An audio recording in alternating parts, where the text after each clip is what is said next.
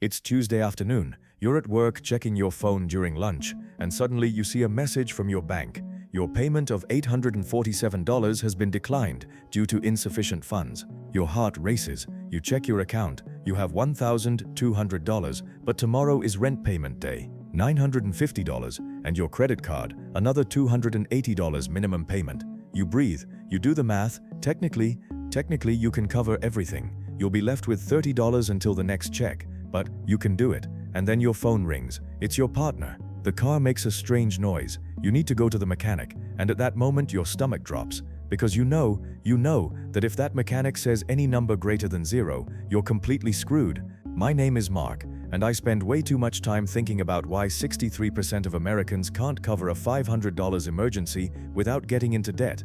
If you are someone who does not have financial support and lives in constant fear that an unforeseen event destroys your stability, forcing you to go into debt and lose control of your money in the event of any crisis, make sure to subscribe and like this video if it helps you.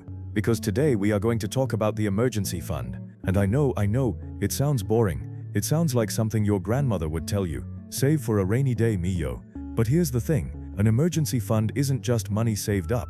It is literally the difference between a person who is in control of their financial life and a person who is being swept away by the waves, trying desperately to keep his head above water. And most people have no idea how much power they are leaving on the table by not having one. Look, here's the statistic that blows my mind every time I see it. According to the Federal Reserve, in 2023, 37% of American adults would not be able to cover an unexpected $400 expense without selling something or borrowing money. $400, that's less than a new tire, less than a visit to the dentist, less than what most people spend on a phone. But this is where it gets really interesting, and no one talks about this. The problem is not just that people don't have the $400, the problem is the cascading cost of not having them. Let me show you what I mean by real numbers, the domino effect. Let's say your car breaks down. The repair costs $650. You don't have an emergency fund, so you put that $650 on your credit card at 24.99% APR. Now, if you only pay the monthly minimum of $25, do you know how long it will take you to pay off that $650? 3.5 years. And do you know how much you will have paid in total? $1,047. A $650 problem just cost you $1,047, almost double. But wait, it gets worse. Because during those 3.5 years, your credit utilization is high. Your credit score goes down. When you go to renew your car insurance 6 months later, your premium goes up $38 a month because your credit score went down. That's $456 a year. For 3.5 years, it's another $1,596. That $650 problem now cost you $2,643. And this assumes you didn't have any other emergencies during those 3.5 years, which statistically is impossible. Here's what most people don't realize. When you don't have an emergency fund, you're not just risking a problem. You are guaranteeing that every small problem turns into a financial crisis that will haunt you for years. Now you might be thinking, Mark, I understand the math, but I just don't make enough to save. And look, I hear you. But here's what I've observed after analyzing this obsessively. The problem is not just income, it is the perception of risk. There is a fascinating study from Columbia University of 2022 that shows something disturbing. People without an emergency fund underestimate the probability of emergencies by 340%. Let me repeat that. People with no money saved think that emergencies are 3.4 times less likely than they really are. It's a cognitive bias called normative optimism. Basically, your brain tells you, hey, that's not going to happen to me, because the alternative, admitting that you are completely vulnerable, is too terrifying to process. It's like not buying life insurance, because thinking about your own death makes you uncomfortable. Your brain protects you from fear, but in doing so, it leaves you completely exposed to real danger. And this is where the psychology gets really dark. When you live paycheck to paycheck, your brain goes into what neuroscientists call its scarcity mode. Your prefrontal cortex, the part that makes long-term plans, literally partially shuts down. A 2013 Princeton and Harvard study showed that worrying about money reduces your effective cognitive function by 13 IQ points. That's equivalent to losing a full night of sleep, except it's permanent as long as the financial stress persists. So here's the wicked trap. Not having an emergency fund creates constant financial stress, reduces your ability to make good financial decisions, makes it more difficult to build an emergency fund. It's a perfect vicious circle, and the only way to break it is to break it intentionally. Now let's talk about concrete numbers. Every financial guru on the internet tells you you need 3-6 months of expenses in your emergency fund. And look, technically it's not bad. But it's like telling someone who has never run, you need to run a marathon. It's overwhelming, it is abstract, and it makes people not even start.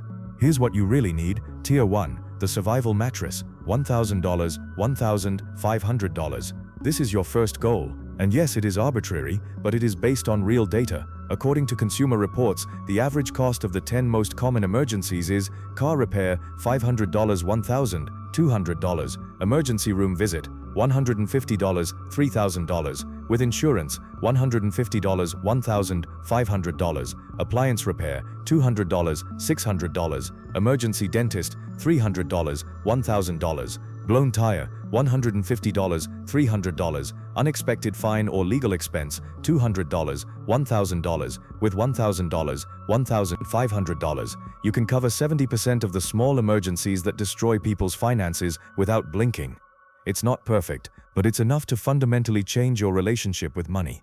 Level 2, the breathing mattress, 3 months of essential expenses. Once you have your survival mattress, you start building your breathing mattress. And note that I said essential expenses, not total income. This is key. Your emergency fund is not designed to support your lifestyle. It's designed to keep you alive and with a roof over your head if you lose your income. So what are essential expenses? Rent, mortgage, basic services, water, electricity, gas, minimum internet, food, not restaurants, supermarket food, minimum transportation, gasoline, public transportation, you sure can't cancel. Medications, for most people, this is 60–70% of their monthly income. If you make $3,500 a month, your essential expenses are probably $2,100, $2,450 a month. 3 months, $6,300, $7,350.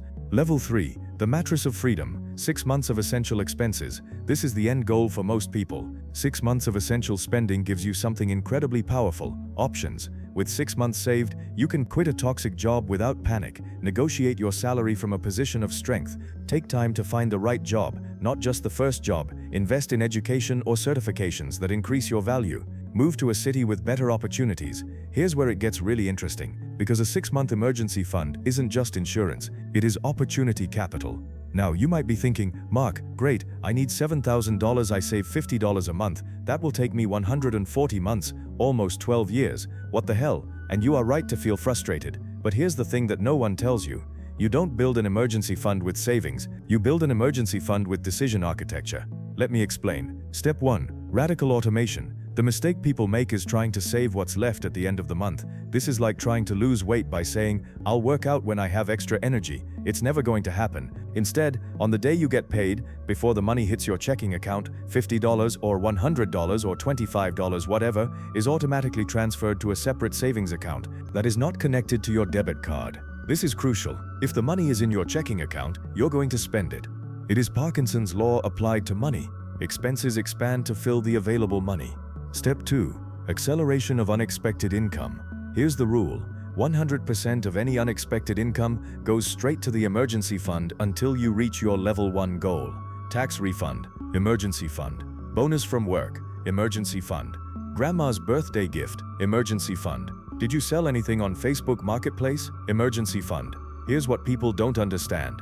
Most people receive between $1,500, $3,500 in irregular income each year between tax refunds, bonuses, gifts, and rummage sales.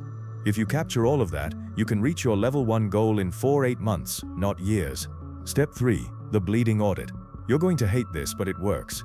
For 1 month, just 1 month, you'll track every penny you spend, each penny, not to judge you, not to feel bad, to find the bleeding. Because here's the inconvenient truth. Most people have $100, $300 a month that just disappears. Subscriptions you forgot, small convenience purchases, that $4.5 for coffee 5 times a week, $90 a month. I'm not telling you to never buy coffee. I'm telling you to decide consciously whether you prefer that coffee or would rather not have a panic attack the next time your car makes a strange noise. Step 4. The triple count method. Here's how you structure your accounts. Account 1. Daily expenses, your main checking account, for rent, food, gas, day-to-day expenses connected to your debit card. Account 2. Emergency fund, high-yield savings account, not connected to a debit card, at a different bank, so it takes 2–3 days to transfer. Currently, accounts like Marcus by Goldman Sachs or Ali pay 4.5% APY. Account 3, short-term goals, another savings account, for vacations, Christmas gifts, etc. Things that you know are coming but are not emergencies. The key is friction. Making your emergency fund slightly inconvenient to access means you won't use it impulsively, but you can still access it in 2-3 days when you really need it. This is where this gets almost spiritual, really. There is a time, and every person who has successfully built an emergency fund can tell you exactly when it happened, in which something changes in your brain. It's when you have about $800, $1,000, $200 saved up, and something goes wrong, your washing machine breaks, or your dog needs to go to the vet. And instead of panic, you feel annoyance, maybe frustration. But not panic, because you have the money. You go to your emergency fund, take out what you need, fix the problem, and move on with your life. And in that moment, something fundamental changes in your relationship with money. For the first time, perhaps in your adult life, you are not reacting, you are responding. And that psychological change is more valuable than money itself. Here's something fascinating from a 2021 Journal of Consumer Research study. People with robust emergency funds report experiencing 60% fewer financial emergencies than people without them. Wait, what? Does having money saved in any way prevent emergencies? No, but what it does do is change your definition of emergency. When you don't have money saved, everything is an emergency. An unexpected expense of $80 is an existential crisis. When you have $5,000 saved, an $80 expense is Tuesday. It's not that you have fewer problems. The thing is that normal problems are no longer devastating. Now let's address the most common objections I hear. Objection 1, but I'm losing money by not investing. Mark, if I put $5,000 in the stock market instead of a savings account, I could earn 10% annually instead of 4%. I'm losing 6% return. Look, mathematically you're right, emotionally you are completely wrong. Here's the problem, the stock market has volatility. If you lose your job and need to get that money out when the market is down 20%, you just turned your $5,000 emergency fund into $4,000.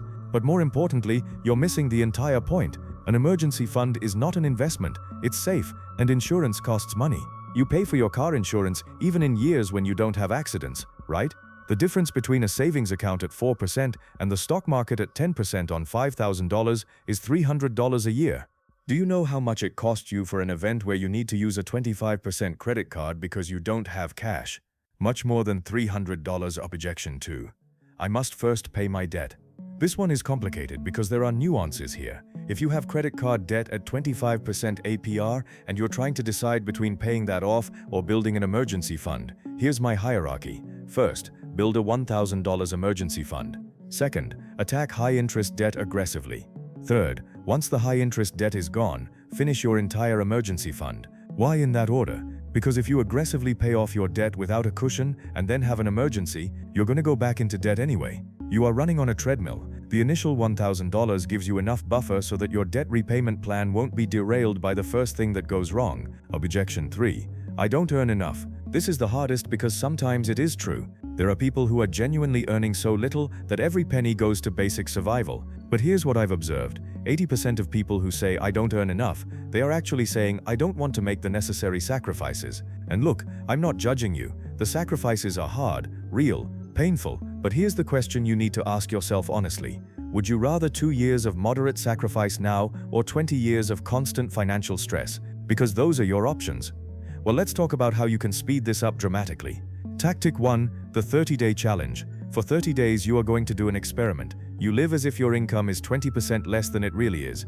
If you make $3,000 a month, you act as if you make $2,400. That $600 goes straight to the emergency fund. But Mark, that's impossible. I'm barely surviving now. Try it, only 30 days. I bet you what you want, that you are going to discover that the majority of that 20% were going to things that were not making you happier. Anyway. Tactic 2, the massive sale. Look around your house right now. You probably have $500, $2,000 worth of stuff you haven't used in the last year. That guitar you bought and played 3 times. The video games you already finished. The clothes that someday will fit you. The exercise equipment that is now an expensive coat rack. Sell it all. Facebook Marketplace, OfferUp, Poshmark, you name it. Take all that cash and put it straight into your emergency fund. This is a psychological hack. You are converting past regret, stupid purchases into future security. Tactic 3, the phantom increase. Next time you get a raise at work, pretend it didn't happen. If your salary goes from $3,000 to $3,300 a month, that extra $300 goes into the entire emergency fund until you reach your goal. Your brain never adjusted its lifestyle to $3,300, so you won't feel like you're sacrificing anything. It's free money. This is critical. People ruin their emergency funds because they don't have clear rules. It is an emergency, loss of job or severe reduction in income, medical or dental emergency, critical car repair, you need the car to work, urgent house repair, leaking roof, broken heater in winter, critical family emergency, not an emergency, Black Friday sales, I need a new phone, want, don't need, vacation, even if you really need it, birthday or Christmas gifts, once-in-a-lifetime investment opportunities. The golden rule, if you can plan it more than 2 weeks in advance, it's not an emergency. Look, here's the truth that no one else is going to tell you. An emergency fund isn't about money, it's about power. It's the power to say no to an abusive boss without fear of becoming homeless. It's the power to make decisions based on what's best for you, not what's least scary. It's the power of sleeping at night without that constant knot in your stomach wondering what's going to go wrong tomorrow. Rich people understand this instinctively. Warren Buffett famously has a policy of keeping at least $20 billion in cash at Berkshire Hathaway at all times. Not because I can't invest it, because cash gives you options. Freedom to act when others are desperate. You deserve that same power, just on your scale. Every person who has transformed their financial life, everyone, will tell you that it all started with an emergency fund. Not with sexy investments, not with crypto or real estate, with boring money sitting in a savings account. Because that boring money buys something priceless, peace of mind. So here's your task. Before you finish watching this video, you are going to do one thing: open a high-yield savings account. Not tomorrow, now. Marcus, Ali, Capital One, 360 whatever. It takes 5 minutes, and then you're going to set up an automatic transfer of $25 or $100, whatever you can do consistently. Because the most important moment in your financial journey is not when you reach the finish line, it's when you start. And you can start right now. If this video helped you, like, subscribe, and share it with someone who needs it. See you in the next video.